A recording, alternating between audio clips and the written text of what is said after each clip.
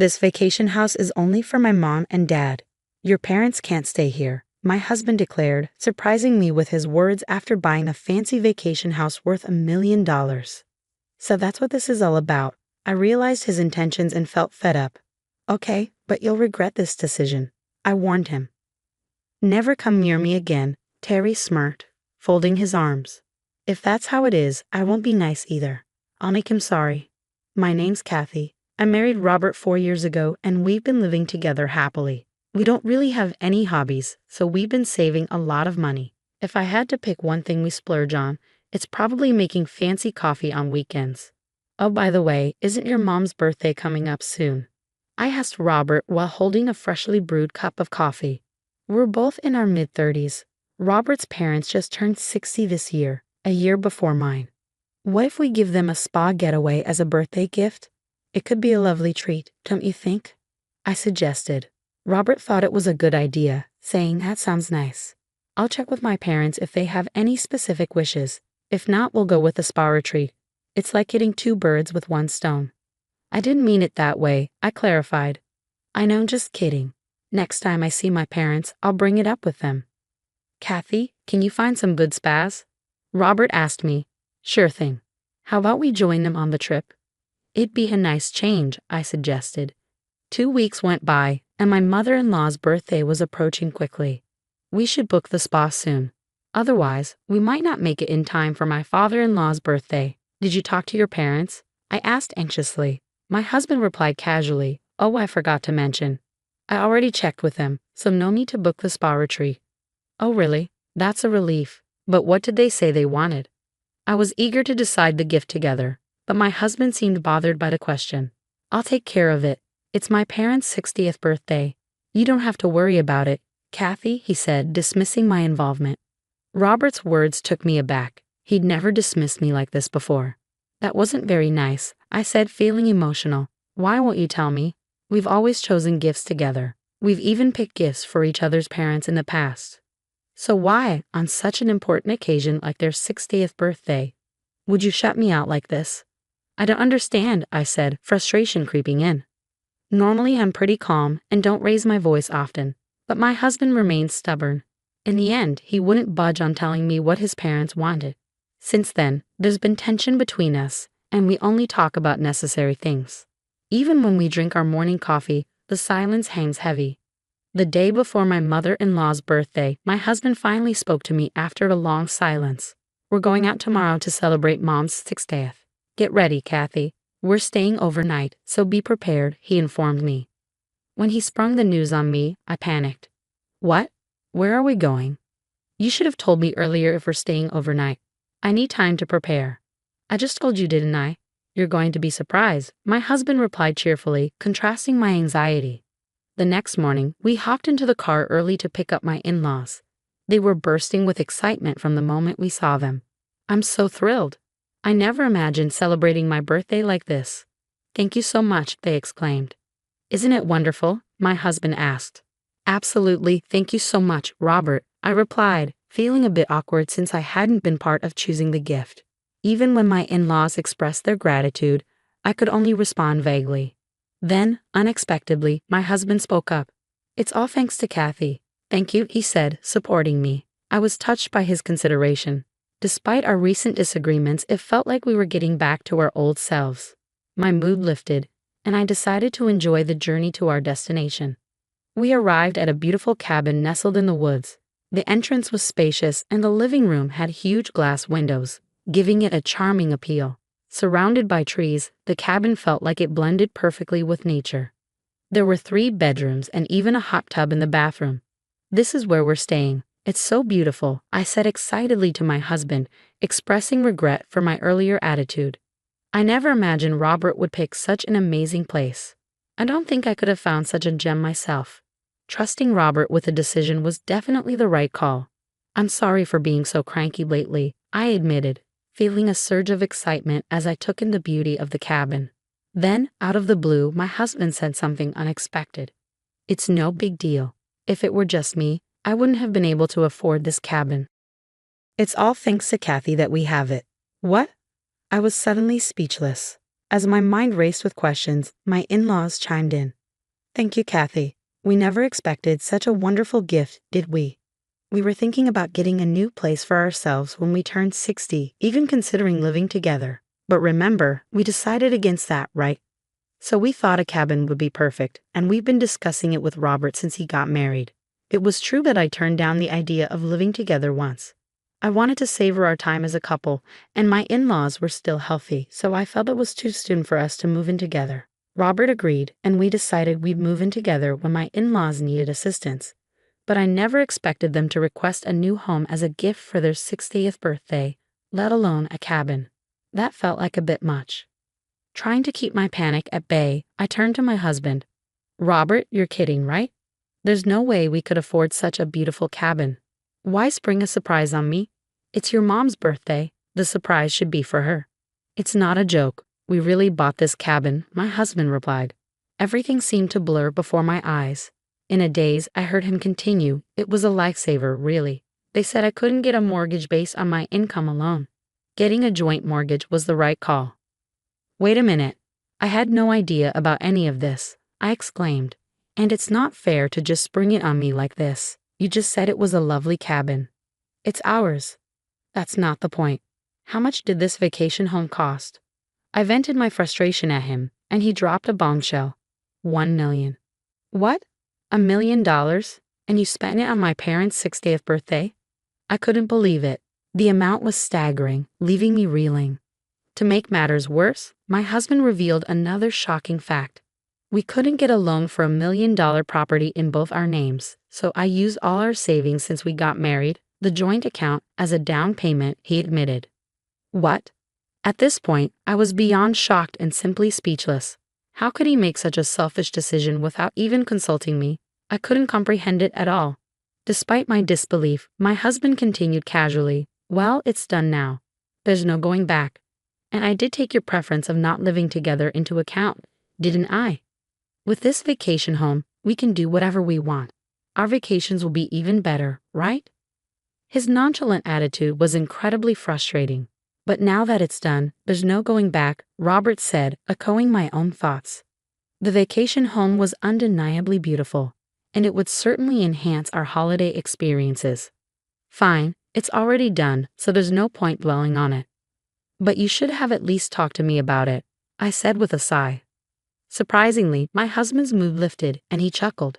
You're right, I should have consulted you. I'm sorry. I wanted it to be a surprise for you too, Kathy. You're something else. Learning that Robert had taken out a joint mortgage without telling me, even using our shared savings, was a shock. Let's just accept it and see it as a good investment, I decided.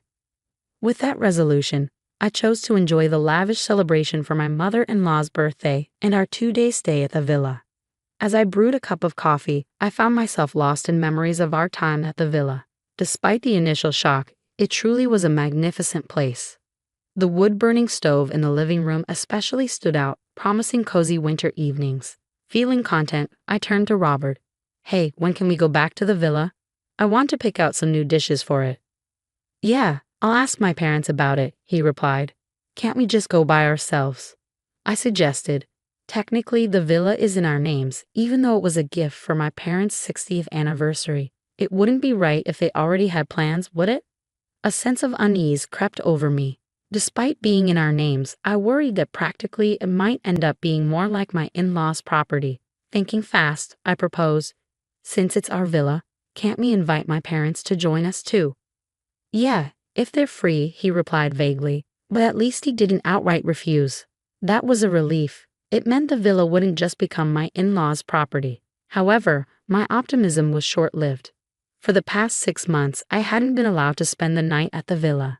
I could visit during the day, drop off my in-laws, prepare food, and then head back home, only to return the next day to pick them up, clean up, and drive them back. This routine had persisted despite my numerous complaints, with Robert always finding some excuse or even yelling at me.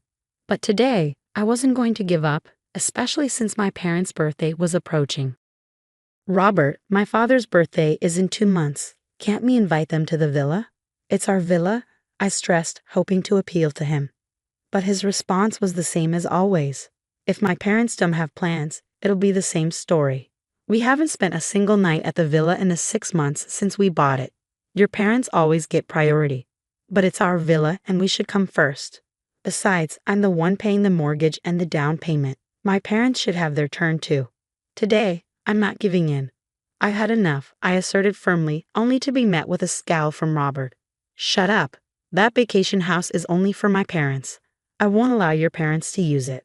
I bet that was your plan all along, wasn't it? No wonder you bought it without telling me, he accused. The patience I had clung to shattered in my heart, leaving behind a sense of brokenness.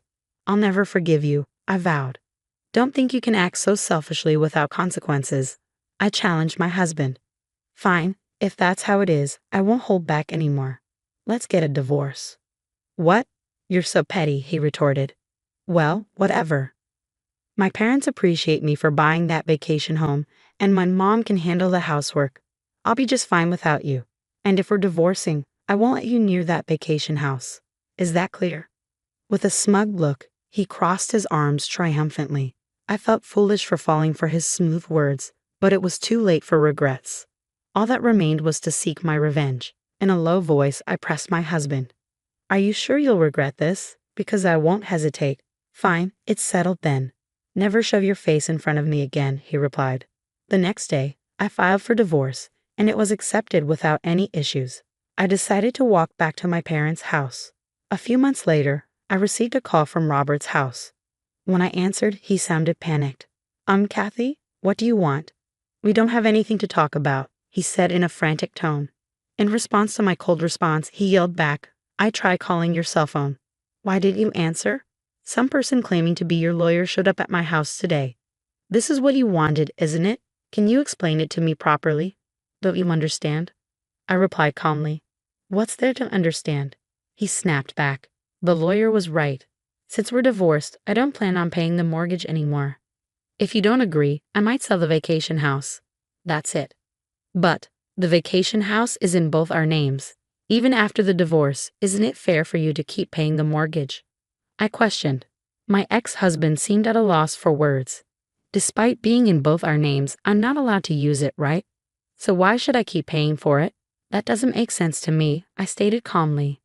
No, it's a joint property, so we should both contribute, I argued. This conversation isn't going anywhere. That's why I consulted a lawyer. If you're going to stick to your stance, I'm ending this call. If you need anything else, talk to my lawyer. I don't have time to deal with this unreasonable behavior. I have my own affairs to attend to. Wait, hold on. I messed up. How about we take turns using the vacation house? I suggested. You mean I keep paying the mortgage and you let me use it sometimes, he clarified. I don't have any attachment to that vacation house anymore. I've already bought a new one, he revealed. Wait, what? I exclaimed. Yes, I gifted the vacation house to my parents for their 60th birthday. It's not $1 million estate, but a cozy cottage they love. Are we done here? I don't have time for small talk, he said firmly. Wait, please, I interjected. I resigned from my job, he informed me. What? Why? I asked. It was probably my father's doing, right? He's an executive in a top-tier company with many connections. Robert's company president is one of them, he explained. It seems my father had a word with Robert's company president about his behavior towards me. How can we tolerate such behavior in our company? The president must have exclaimed in anger. I don't know all the details, but I heard that Robert chose to resign voluntarily. I'm certain there was some intervention from Robert's company president behind the scenes. Please help me, Robert pleaded tearfully. My coworkers started giving me hostile looks. I made the decision to resign. I found a new job, but the salary is lower than before. I can't manage the mortgage payments on my own. Your father caused all this, right? Then shouldn't he take responsibility and keep paying the mortgage? He's so selfish, I lamented. How much further will he go to satisfy his own desires? I couldn't bear his selfishness any longer. Sure, my father might have played a role in me quitting my job. But you, Robert, are the one who started it all, aren't you? Don't try to twist the narrative to fit your agenda. You're the one in the wrong for tampering with our joint property just to impress your parents. You brought this upon yourself. I never imagined it would come to this. You're facing the consequences of your actions. I hope you suffer in the depths of mortgage hell, you selfish jerk. I heard his desperate plea, but I hung up the phone without giving it another thought. In the months that followed, I worked with a lawyer and managed to extricate myself from the mortgage for the vacation house. Eventually, Robert couldn't keep up with the mortgage payments alone, and the property ended up being sold due to its decreased value. It appeared that Robert had accumulated debt and was now struggling to make ends meet in a modest apartment.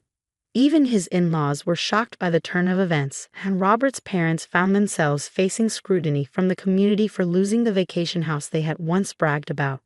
Meanwhile, I found fulfillment in my role as the vice president of my father's company, leading busy and rewarding days. The happiest moments now come when the three of us, myself, my husband, and our daughter, visit the vacation house on our days off, enjoying moments of relaxation with a cup of coffee.